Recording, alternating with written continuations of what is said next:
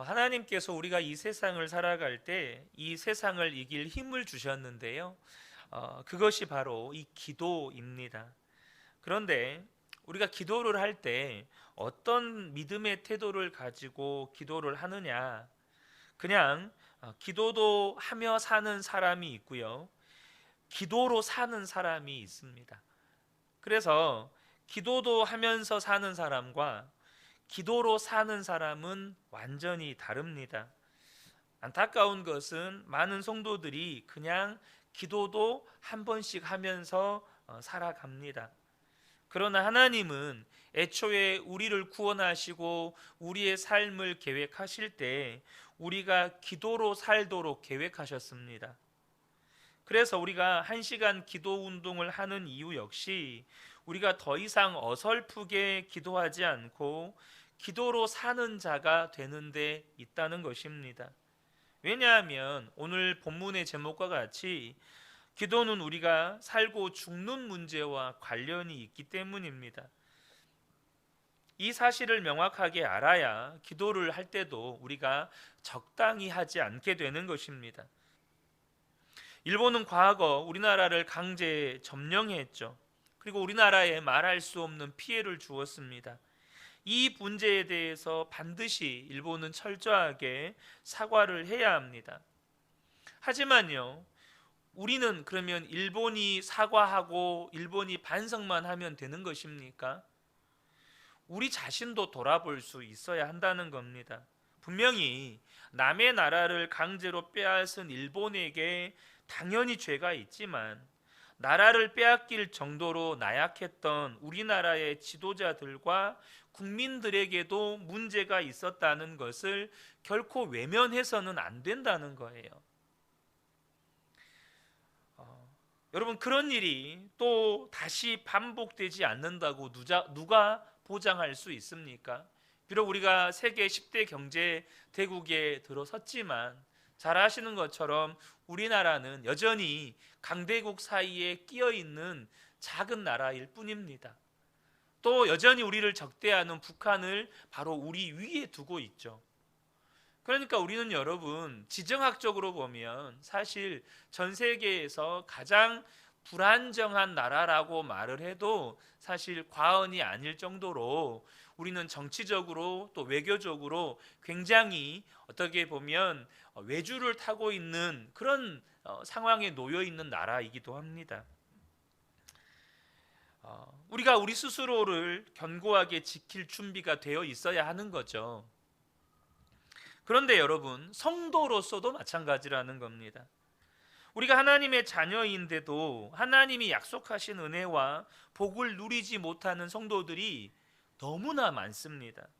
그것은 성도의 특권과 축복을 빼앗으려는 마귀의 역사 때문입니다. 그러나 여러분, 그 책임이 마귀에게만 있습니까? 우리가 하나님께서 우리에게 주신 은혜를 제대로 지켜내지를 못하니까 마귀의 공격을 막아내고 그것을 이길 만한 그런 영적인 믿음과 영적인 어떤 내공이 없으니까 그렇게 마귀에게 조롱을 당하고 어려움을 겪는 거예요. 성경의 약속은 마귀는 결코 우리를 강제로 넘어뜨릴 수가 없어요. 왜냐하면 우리는 예수 그리스도 안에서 십자가의 보혈로 덮여 있기 때문이에요.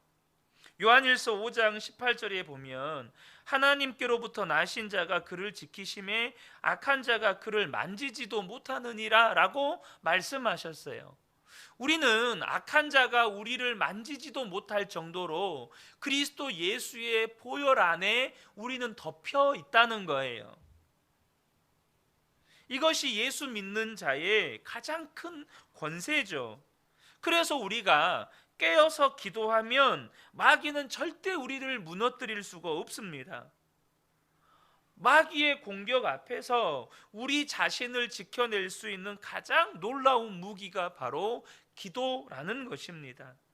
그런데 우리가 예수를 믿는데도 어처구니 없이 마귀에게 당하고 그것 때문에 마음이 무너지고 또 삶이 무너지고 기쁨도 행복도 누리지 못하고 그것이 뭔지도 모르고 산다면 우리의 기도에 문제가 있다는 거예요. 기도가 살고 죽는 문제라는 것을 아직도 깨닫지 못하고 기도를 적당히 하니까 기도하지 않을 이유가 너무 많은 거예요. 피곤하다고 안 하고, 기분이 오늘 안 좋다고 안 하고, 마음이 힘들다고 안 하고, 뭐 이런 이유로 안 하고 저런 이유로 안 하고. 그러니까 아직도 기도가 절실하지 않은 겁니다. 기도가 죽고 사는 문제와 관련돼 있다는 걸 전혀 모르는 거예요. 그리고는 삶의 문제 앞에서 어떤 그리스도인의 능력도 구원도 또 역사도 경험하지 못하고 그냥 문제 앞에서 넘어져서 영적으로 너무나도 궁핍하고 피폐한 삶을 살아가는 것입니다. 오늘 우리가 읽었던 이 출애굽기 17장은 이스라엘 백성이 애굽을 떠나서 홍해를 건넌 직후에 그들을 처음으로 공격한 민족인 이 아말렉 족속과 싸우는 이야기입니다. 이 아말렉 족속은 아주 악랄하게 이스라엘이 가장 피곤할 때 그 가운데서도 이 대열에 뒤떨어져 있는 병들고 약한 자들을 공격했습니다.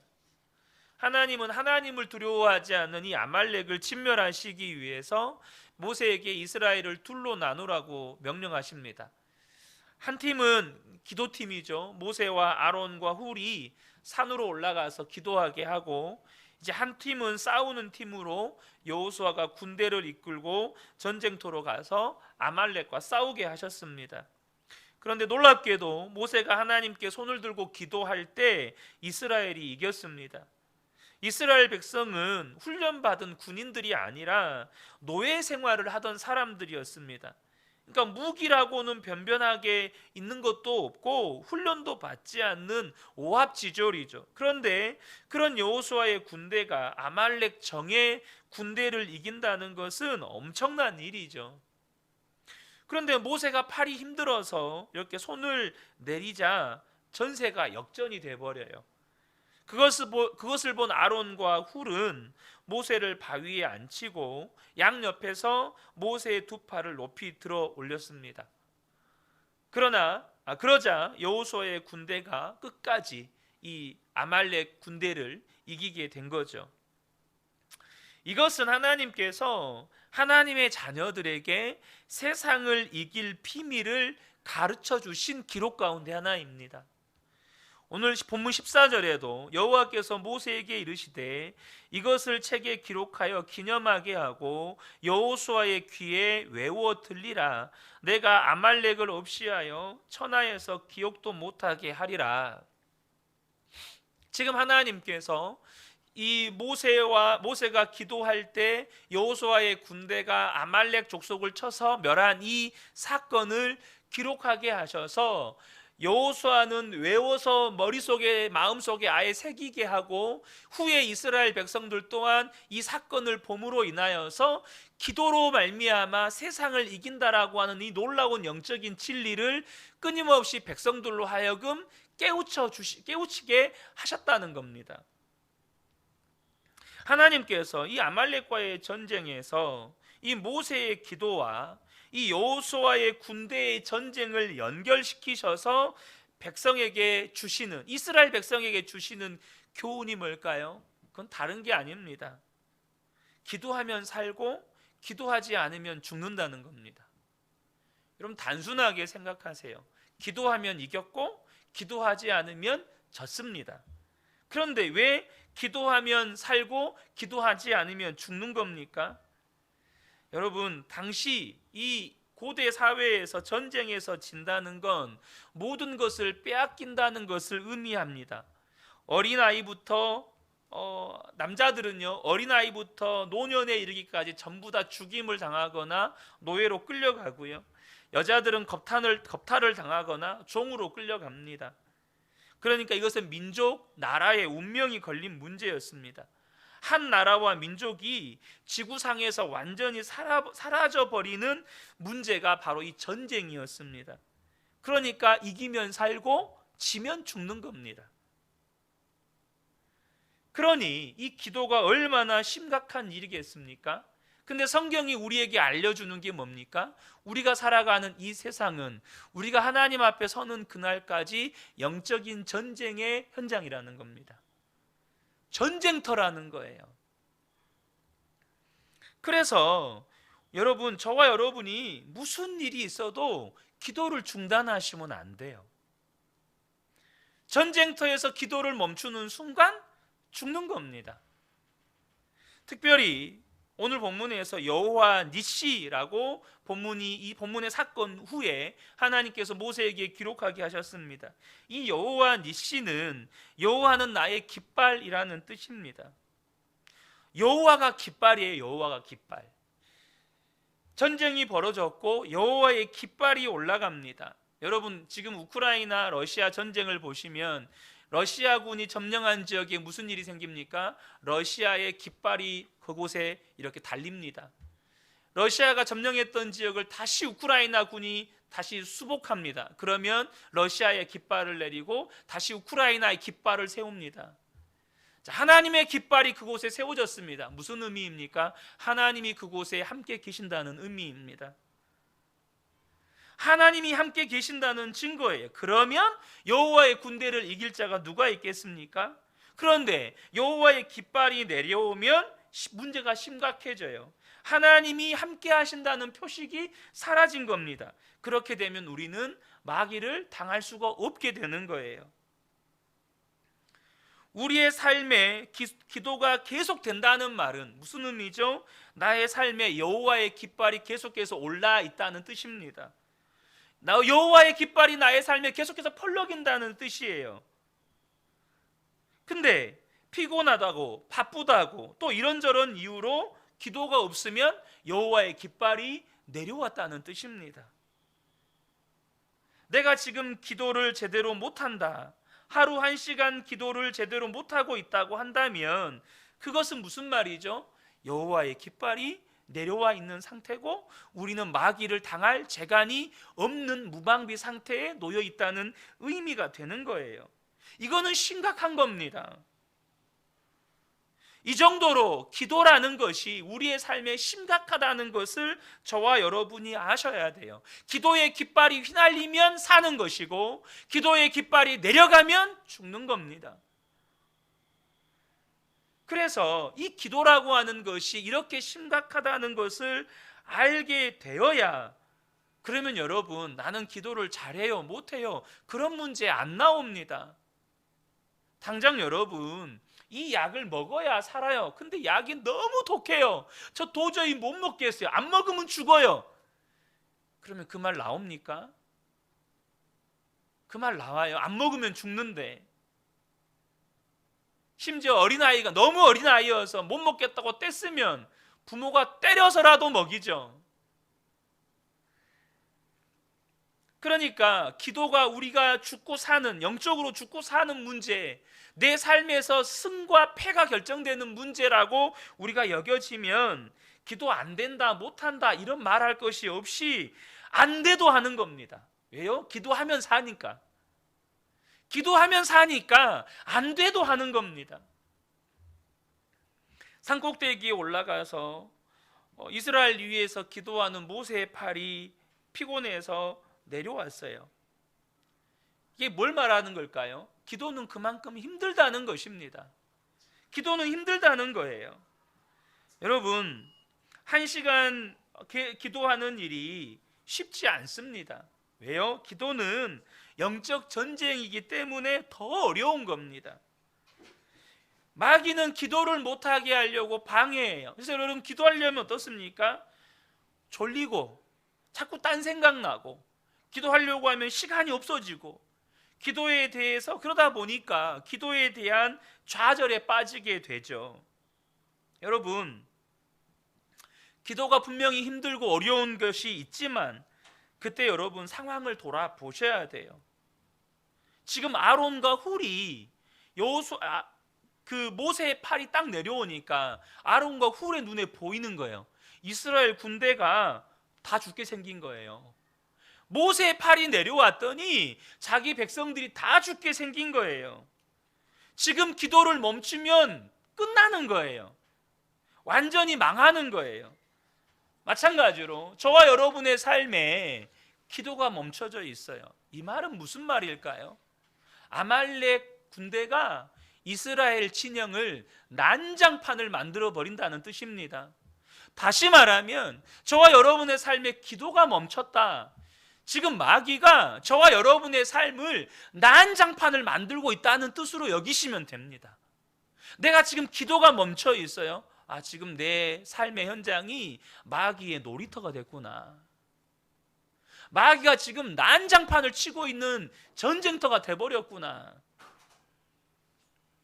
그러므로 저와 여러분이 그거를 정확하게 안다면 기도를 잘 하냐 못하냐는 문제가 안 돼요. 저는 1시간 기도 못합니다. 1시간 못해도 돼요. 1시간을 채우자는 데 목표가 있는 게 아니에요. 기도를 하자는 데 목표가 있는 거예요. 이 믿음의 기도는 엄청난 역사를 가져옵니다.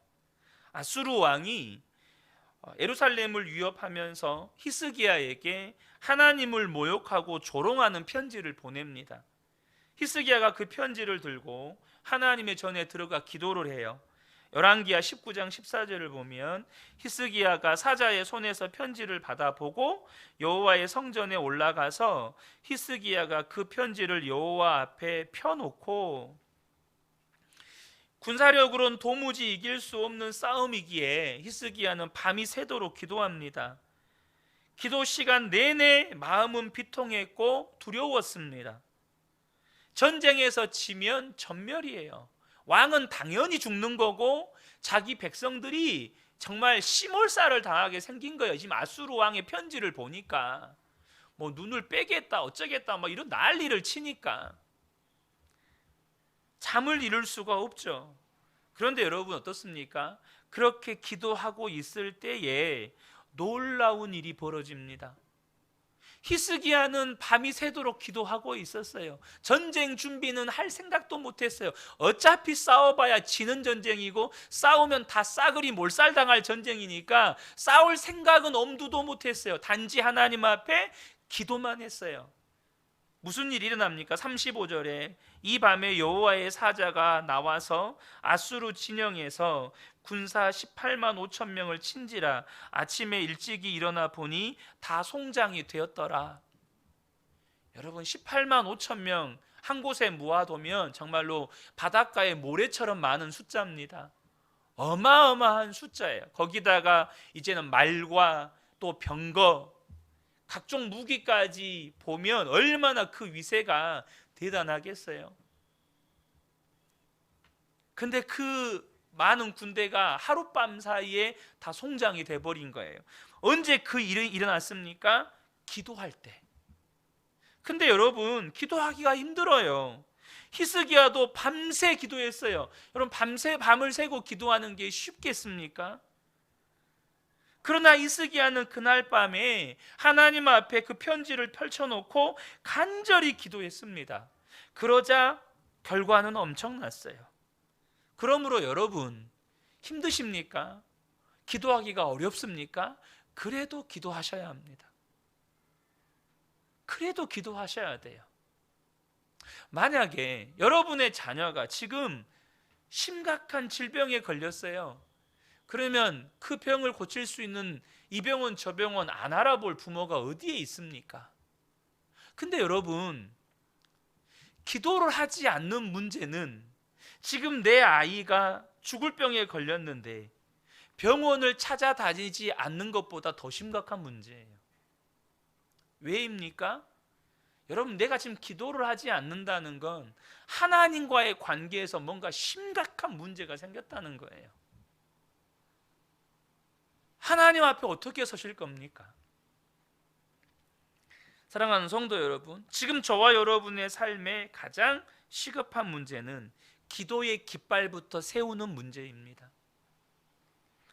이스라엘 백성들이 모세가 산꼭대기에서 팔을 들고 기도할 때 여호수아의 군대가 이겼다는 것을 그날 다 알았어요. 분명하게 알았어요. 손을 드니까, 기도에 손을 드니까 이긴다, 이걸 알았어요. 그러면 이제 그들은 어떻게 할까요? 그들은 기도의 깃발부터 세우는 일을 하는 겁니다. 무슨 일이 있어도 기도부터 하는 겁니다. 왜요? 하나님이 분명하게 가르쳐 주셨기 때문에.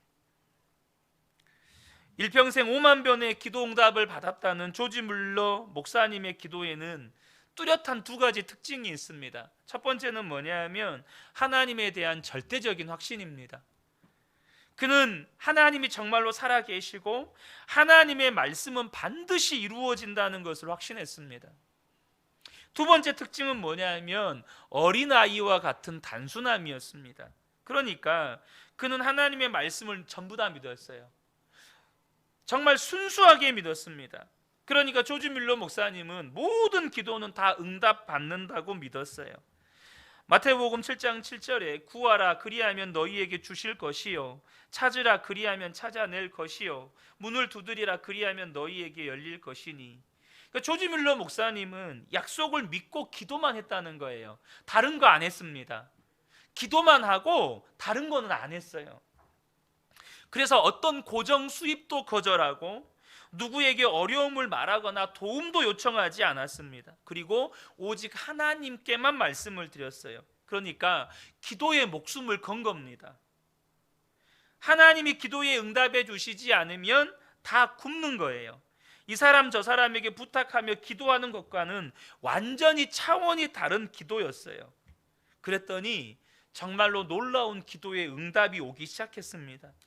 물론 처음부터 기도 응답의 기쁨이 있었던 것은 아닙니다. 조지 뮬러 목사님의 일기를 읽어보면 처음에는 기도에 대한 믿음을 다루는 시간이 있었습니다. 진짜 하나님께서 진짜 기도만으로 응답해 주시는지에 대한 회의에 빠진 때도 있었대요. 그런데 믿음으로 기도하는 조지 뮬러 목사님에게 하나님이 정확하게 응답해 주기 시작하셨고 그 응답이 쌓여가면서 엄청난 믿음의 사람이 된 겁니다. 그래서 살아계신 하나님께만 구하고 하나님께서 능히 살리실 것을 믿었어요. 그 기도로 수많은 고아들을 돌보고 세계 선교의 복음을 전하기 위해 선교의 문을 열고 성경책을 보내고 수많은 교회를 세웠던 것입니다. 하나님께서 우리에게 주신 이 기도의 축복은 조지 뮬러 목사님에게 주신 것과 똑같은 것입니다. 그런데 어떤 믿음의 태도로 하느냐의 차이입니다. 물론 조지 뮬러처럼 기도하는 방법밖에 없다고 할 수는 없지만 우리 마음속에 기도에 대한 분명한 믿음의 태도가 있어야 돼요. 기도하면 살고 기도하지 않으면 죽는다. 이것만큼은 명확하셔야 된다는 겁니다. 사랑하는 성도 여러분, 우리 모든 성도님들이 나는 이제부터 정말 기도로 살겠다는 분명한 결단이 있게 되기를 축복합니다. 아무도 아멘을 안 하시네요. 근데 여러분, 우리 안에 아까도 말씀드렸지만 많은 분들이요 기도에 좌절이 있어요. 기도했는데 응답을 못 받아요. 그러니까 마음 안에 기도해도 소용이 없네, 기도해도 소용이 없어, 그런 기도의 좌절이 있습니다. 그래서 기도의 체험도 없고, 그래서 1시간 기도할 자신도 없고, 기도 응답의 확신도 없는데 어떻게 하란 말입니까? 어떻게 기도 안 하면 살고 기도 안 하면 죽는다, 나는 이제부터 기도로만 살겠다라고 어떻게 결단합니까? 나는 기도에 대한 믿음도 없고 기도 응답에 대한 확신도 없고 1시간 기도할 자신은 더더욱 없고, 나보고 죽으란 소리입니까? 여러분에게 두 가지를 말씀을 드리고 싶습니다. 먼저는요, 우리가 기도하기 힘들기 때문에 서로 기도를 쉬지 않도록 도와야 한다는 겁니다. 우리가 혼자 기도하기 힘들기 때문에 서로 연합해야 한다는 거예요. 살고 죽는 문제가 기도라는데 내 기도는 너무 초라하고 내 기도에는 너무 힘이 없습니다. 여러분, 여러분들에게 그래서 하나님이 함께 기도할 사람을 붙여주신 겁니다. 오늘 12절에 모세의 팔이 피곤해서 내려왔다고 말씀해요. 모세의 팔이 어떻게 하루 종일 이렇게 전쟁 끝날 때까지 들고 있습니까? 그래서 팔이 내려옵니다. 그래서 하나님께서 누구를 붙여주십니까? 아론과 훌을 붙여주신 거예요. 모세가 기도하다가 힘들어서 더 이상 기도 못할 때 너희가 모세가 끝까지 기도할 수 있도록 도와줘라. 그 기도의 깃발이 내려오지 않도록 너희가 붙잡아줘라. 여러분, 아론과 훌이요, 모세의 팔이 내려왔어요. 처음에는 아무 생각 없이 모세가 힘든가 보구나 그렇게만 생각했겠죠. 근데 전쟁터를 봤더니 갑자기 전쟁터의 상황이 급반전이 되는 거예요. 아까까지만 해도 분명히 이기고 있었는데 모세의 팔이 내려오니까 자기 백성들이 다 죽게 생겼는 거예요. 그때서야 부랴부랴 두 사람이 모세를 앉히고 두 팔을 붙들어 주기 시작하는 겁니다. 사랑하는 성도 여러분, 이것이 우리가 해야 할 일인 거예요. 우리 자신은 물론이고 내 옆에 있는 지체, 이웃, 가족, 무슨 일이 있어도 기도를 쉬면 안 되잖아요. 호흡이 중단되면 죽는 것처럼 기도를 쉬면 죽는 겁니다.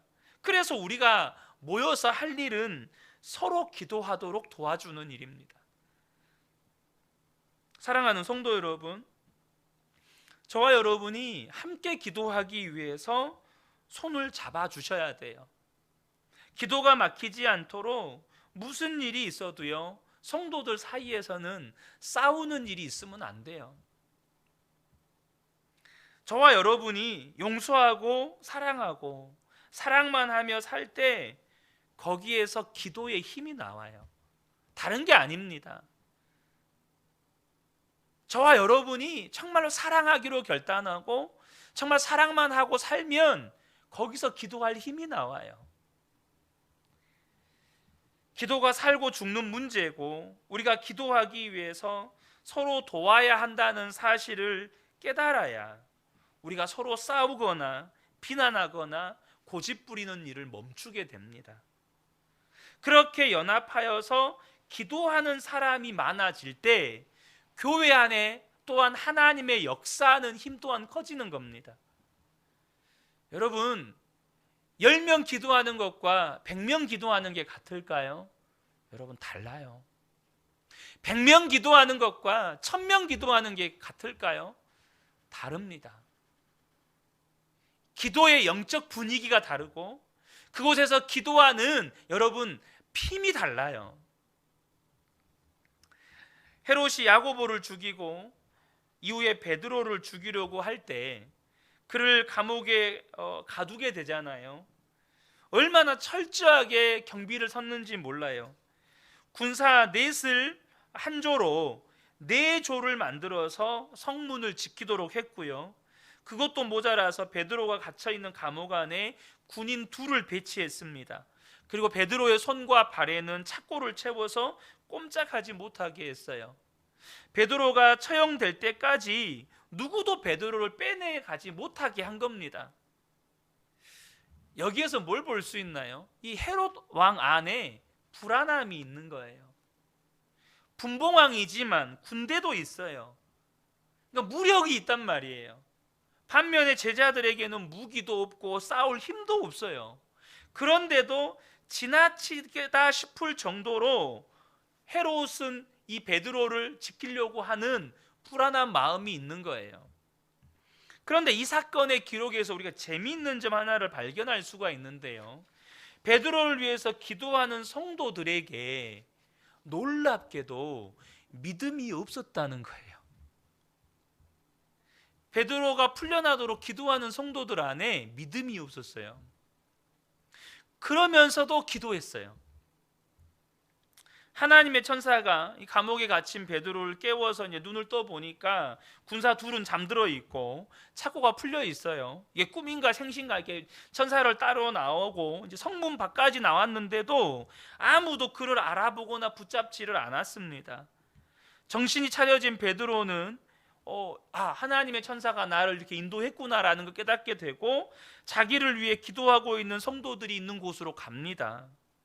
그가 문을 두드렸을 때 어린 여종, 이 로데라고 하는 여종이 나왔다가 베드로의 목소리를 알아듣고 얼마나 놀랐는지 문을 열어줄 생각도 못하고 기도하는 사람들에게로 달려가서 베드로가 문 밖에 있다고 알려줍니다. 근데 여러분, 그때 베드로가 풀려나게 해달라고 그토록 기도했던 사람들이 뭐라고 말하죠? 네가 미쳤다, 이렇게 말합니다. 그리고 나서 아니다고, 내가 베드로가 분명히 맞다고, 내가 그 음성 들었다고. 그러니까 그렇다면 그건 베드로가 아니라 베드로가 보낸 하나님이 보낸 그의 천사다, 이렇게 말을 해요. 쉽게 말하면 네가 귀신 소리 들은 거다, 이렇게 말을 하는 거예요. 뭘 보여주고 있죠? 그들은 베드로가 풀려나도록 기도하고 있음에도 불구하고 베드로가 풀려날 거라는 믿음이 없이 기도했다는 거예요. 이것이 우리에게 주는 중요한 메시지가 있습니다. 여러분, 초대교회 성도들은 베드로가 풀려날 거라는 믿음이 없었어요. 그러나 그들은 계속해서 기도했습니다. 베드로가 풀려날 거라는 믿음이 없었지만 그들에게 있는 믿음이 있었어요. 그게 뭘까요? 주님이 그들과 함께 계시는 믿음은 있었어요. 베드로가 풀려날 거라고 믿어지지 않아도 주님을 바라보고 계속해서 기도할 때 역사가 일어난다는 겁니다. 여기서 우리에게 가르쳐주는 두 번째 중요한 게 있어요. 아까 말씀드렸죠. 나는 기도해도 응답해 주실 거라는 믿음도 없고 1시간 기도할 자신은 더더욱 없고 도대체 나보고 어떻게 하란 말입니까? 여러분, 기도하면 하나님이 응답해 주실 거라는 믿음 없어도 괜찮아요. 근데 우리 안에는 분명한 믿음 하나가 있어요. 그게 뭐죠? 주님이 내 안에 함께 계신다는 믿음이에요. 주님이 내 안에 함께 계셔요. 그래서 기도 응답의 확신이 없어도 주님이 함께 계심을 믿고 그 주님을 바라보면서 기도하라는 거예요. 하나님이 이 문제 풀어주실까 확신이 없는데 그래도 분명한 건 하나 있어요. 주님은 함께 계신다는 거예요. 주님께서 내 병을 고쳐주실 거라는 확신은 없는데 그래도 분명한 게, 확실한 게 있어요. 뭐죠? 주님이 나와 함께 계신다는 거예요. 그 주님을 바라보면서 기도하라는 거예요. 여러분, 기도는 해야겠는데 믿음은 안 생기고 확신도 없고 기도의 체험도 없고 주변에 함께 기도해 줄 사람도 없습니까? 그래도 우리가 기도의 자리는 지킬 수 있다는 거예요. 뭐죠? 주님을 바라보는 믿음으로 기도의 자리를 지켜가는 겁니다. 주님을 바라보면 기도할 믿음을 얻게 되고 끝까지 기도할 힘을 얻게 되는 거예요. 날 때부터 앞을 보지 못했던 맹인 바디메오가 있습니다. 그는 자신이 나을 거라는 소망이 없었어요. 그런데 예수님이 여리고를 지나가실 때 소리 질러 주님을 부릅니다. 예수님이 자기 앞을 지나가시는 것 하나만큼은 너무나도 분명했기 때문입니다. 그래서 그는요, 주님이 고쳐주실 거라는 믿음을 가지고 기도한 게 아니고요, 주님이 지금 앞을 지나가신다는 소리를 듣고 주님을 부른 겁니다. 주님이 이 바디메오에게 이렇게 말씀하십니다. 마가복음 10장 52절인데요. 예수께서 이르되 가라, 내 믿음이 너를 구원하였느니라 하시니 그가 곧 보게 되어 예수를 길에서 따르니라. 예수님께서 네 믿음이 너를 구원하셨느니라 라고 말씀하셨는데 이 바디메오의 믿음이 어떤 믿음일까요? 다른 믿음이 아니에요. 그냥 예수님 그분을 향한 믿음이에요. 자기 눈이 뜰 거라고 믿지는 못해도 지금 자기 앞을 예수님이 지나가신대요. 그거 하나 믿고 주님이라고 외친 거예요. 지금 내 앞을 지나가신다고 하니까 그거 하나 믿고 주여 하고 소리 지를 때 그 믿음을 주님이 보신 거예요. 여러분, 그 앞을 지나갈 때 주여라고 외친 사람은 바디메오밖에 없어요. 그거 아십니까? 그게 믿음인 거예요. 수많은 사람들이 예수님이 지나갈 때 봤어요. 근데요, 그때 주여라고 외친 사람은 바디메오밖에 없었다니까요. 이게 중요한 거예요. 주님이 지금 내 기도에 응답하실 거라는 거 안 믿어줘도 괜찮아요. 그런데 주님이 내 안에 계신 건 분명하잖아요. 그러면 그 주님을 부르라는 거예요. 그 주님을 바라보고 기도하라는 겁니다. 마태복음 15장에 보면 수로보니게 여인이 귀신 들린 자기 딸을 고쳐달라고 예수님께 옵니다. 예수님이 그 여인을 아주 모질게 대하십니다. 자녀에게 줄 떡을 개에게 줄 수 없다, 이렇게 말씀하셨어요. 얼마나 모멸감이 듭니까? 그런데 이 여인은 더 간절히 예수님 앞에 엎드립니다. 마태복음 15장 27절을 보면 여자가 이르되 주여 올소이다마는 개들도 제 주인의 상에서 떨어지는 부스러기를 먹나이다. 지금 이 여인의 믿음이 뭐죠?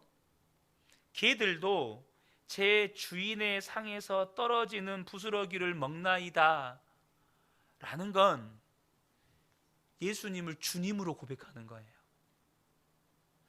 나는 개입니다. 그러나 당신은 내 주님입니다. 여러분, 이게 얼마나 중요한 믿음인지 아셔야 돼요. 저는 개여도 괜찮습니다. 개처럼 취급받아도 괜찮아요. 그러나 예수님이 내 주님이신 건 분명합니다.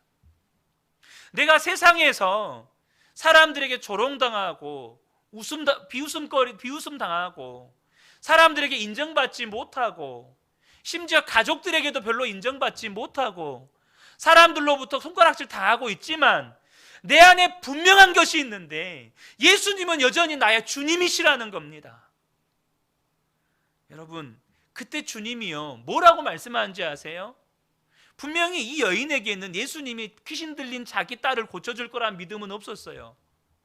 근데도 예수님은 뭐라고 말씀하시냐면 네 믿음이 크도다라고 말씀하셨어요. 여러분, 제자들도요 예수님하고 3년 동안 다니면서 네 믿음이 크도다라고 칭찬받아 본 적이 없어요. 그거 아신가요? 오히려 예수님 배에서 주무실 때 풍랑 일잖아요. 그러면서 다 겁에 질려가지고 선생님이요 왜 우리가 죽게 된 것을 돌아보지 않습니까? 막 난리를 쳐요. 그러니까 예수님 뭐라고 하시죠? 어찌하여 믿음이 없느냐? 꾸짖으세요. 근데 개 취급받았던 이 수로보니게 여인한테는 뭐라고 칭찬하시냐면 네 믿음이 크도다라고 말씀하셨어요. 어떤 믿음이요? 예수님은 내 주님이십니다. 내가 개처럼 취급받을지라도 예수님이 내 주님이신 건 변함이 없습니다. 여러분, 주님은 이 믿음을 가장 큰 믿음으로 보시는 거예요. 여러분, 우리도 똑같습니다.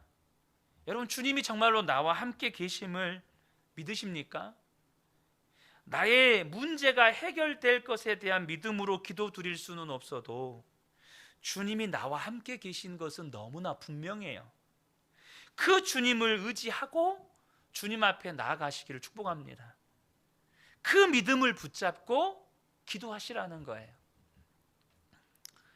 최근에 거의 저희 하은이에게 거의 매일 허혈 증상이 아니면 뇌경색 후유증들이 있었어요. 팔에 힘이 빠지거나 아니면 뇌압이 이렇게 차는 현상인데요. 그럴 때마다 솔직히 제 마음은 두렵습니다. 정말 두렵습니다. 그리고 주변에서 가끔씩 위로하시는 말로 주님이 고쳐주실 겁니다. 주님이 반드시 치유하실 겁니다 라고 말씀하시지만 솔직하게요, 제 안에는 제가 기도하지만 하나님이 그 기도에 응답하셔서 하은이를 고쳐주실 거라는 확신이 없습니다. 솔직한 고백입니다. 그래서 최근에 제 안에 의문이 하나 있었어요. 하나님, 하은이에게 저런 증상이 일어날 때마다 여전히 저는 두렵고 또 하나님이 제 기도에 응답해 주셔서 고쳐주시리라는 확신도 없는데 제가 믿음이 없는 겁니까? 제 안에 이런 의문이 드는 거예요. 그래서 솔직히 다음 주에 올라가면 또 이제 유기성 목사님이 마지막 강의를 하시는데 질의응답 시간이 있거든요. 저 그거 물어보려고 그랬어요. 솔직하게 이게 믿음이 없는 겁니까? 그런데 오늘 말씀을 준비하는데 또 말씀이 제게 답을 주세요. 네가 하은이가 수술실에 들어갈 때 수술이 잘 될 거라는 확신을 가지고 기도했냐? 그냥 너는 내 앞에서 울기만 했지 않냐? 내가 고쳐주리라는 믿음이 없어도 돼. 그런데 네 안에 내가 있다는 것을 믿기만 하고 기도해. 저 주님 앞에 또 다시 다짐합니다. 주님, 그렇게 하겠습니다. 하나님께서 하은이를 고쳐주실 거라는 믿음은 없는데 주님이 내 안에 계시다는 건 제가 믿습니다. 제가 그 주님 바라보면서 기도하겠습니다. 여러분, 중요한 거예요. 그럼 보세요. 야고보는 죽었습니다. 예루살렘 교회의 지도자였던 야고보는 목베어서 죽였어요. 이제 다음 차례가 베드로예요. 그러니까 여러분, 베드로를 위해서 기도하는 성도들이 믿음이 생기겠어요? 그렇게 기도했는데 야고보는 하나님께서 목베임을 당하고 죽게 만드셨잖아요. 그래서 그들이 기도를 해도 베드로를 구해 줄 건지 안 구해 주실 건지 확신을 못 해요. 그런데 그들 안에는 분명한 확신이 있었어요. 뭐죠? 다른 확신이 아니었어요. 베드로를 구해 주시든지 안 구해 주시든지 주님은 여전히 우리와 함께 하신다. 이 믿음이면 된 거예요. 그 믿음이면 우리는 기도의 자리로 나아갈 힘을 얻게 되는 겁니다. 어떤 책을 읽고 깨달았다고 사람이 변하는 게 아니고요. 은혜로운 말씀을 들었다고 해서 삶이 바뀌는 것도 아닙니다. 어느 권사님이 그 유기성 목사님이 쓰신 책을 읽고 너무 은혜가 되어서 그 나는 죽고 예수로 사는 사람이란 책이 있거든요. 저도 그 책을 읽었는데 그 책 읽고 너무 은혜가 돼서 하루아침에 너무 달라져서 퇴근하고 들어온 남편에게 너무 잘해주더라는 거예요. 남편이 너무 놀랬대요. 근데 그게 딱 하루 가더래요. 딱 하루 가고 그 다음날 바로 예전 모습으로 돌아가더래요. 여러분, 설교자인 저 자신도 설교를 했다고 변화되지 않습니다. 정말로 살아있는 기도가 없으면 안다고 해도 절대 그대로 못 살아요. 깨닫기는 했는데 삶으로 사라지지는 않고 기도를 적당히 하면 더 혼란에 빠집니다. 머리로는 아는데 경험은 안 되고 아는 것은 점점 많아지는데 삶은 더욱더 초라해지고 여러분, 이 초라함은 돈이나 권력이나 명예나 이런 것이 없는 초라함이 아니고 영적인 기근과 초라함입니다. 그러니까 가졌는데 행복하지 않아요. 다른 사람들이 부러워할 만한 사회적인 지위가 있는데도 여전히 삶의 문제 앞에서 두려워하면서 살아요. 그러므로 사랑하는 성도 여러분, 무슨 일이 있어도 기도하셔야 합니다. 여러분이 주님 앞에 서는 그날까지 기도하셔야 합니다. 숨이 끊어지는 그 순간까지 여러분 기도하셔야 합니다. 아론과 훌이 모세의 손을 붙들어 올리는 것처럼 어떻게 해서든지 우리의 기도가 중단되면 안 된다는 거예요. 왜요? 기도는 죽고 사는 문제를 결정해요. 거기에 핑계할 것이 없습니다. 기도하지 않으면 죽고 기도하면 사는 거예요. 기도하면 어떤 형편에서도 살아요. 하나님이 반드시 일으키십니다. 그러므로 어떻게 해서라도 옆에 있는 성도들과 함께 기도하셔야 돼요. 그 사람이 무너질 것 같으면 내가 일으켜주고, 내가 흔들리면 그 성도가 나를 붙들어주고, 가족은 더 말할 것도 없죠. 특별히 부부라면 이보다 더 놀라운 기도짝이 없어요. 그러므로 여러분, 이제부터 주님 앞에 갈 때까지 부부싸움 좀 하지 마세요. 부부싸움을 하면 본인 스스로가 알아요. 내 기도가 참 가증하다. 자신이 가증스러워 보이는 거예요. 위선적으로 보이는 거죠. 열심히 기도하던 부부도 부부싸움을 하면 기도가 막히고 기도가 중단됩니다. 왜 그렇습니까? 기도가 죽고 사는 문제인 걸 안다면 설사 싸우더라도 그날을 넘기지 않아요. 어떻게든 풀고 주님 앞에 다시 서기 위해서 서로 화해하고 용서를 구하고 회개하고 주님 앞으로 돌아오는 겁니다. 사랑하는 성도 여러분, 주님을 바라보시기를 축복합니다. 예수님이 내 안에 계신 것, 그거 하나 분명히 붙잡으세요. 기도는 영적 전쟁입니다. 만약에 기도가 힘들면 여러분 딱 그 생각하시면 됩니다. 아, 무슨 엄청난 일이 벌어질 모양이구나. 기도가 잘 안 되면 다른 이유가 없어요. 마귀가 기도를 못하게 막는 거예요. 기도가 힘들면 아, 지금 엄청난 역사가 일어나려고 하니까 마귀가 이렇게 난리를 치는구나. 그러면서 일어날 일을 기대하시면서 기도하셔요. 사랑하는 성도 여러분, 제가 올해 가지고 있는, 우리 근혜교회를 향해서 가지고 있는 기도 제목 중에 하나가 기도의 문이 열리는 겁니다. 우리 성도님 한 분 한 분에게 기도의 문이 열리는 거예요.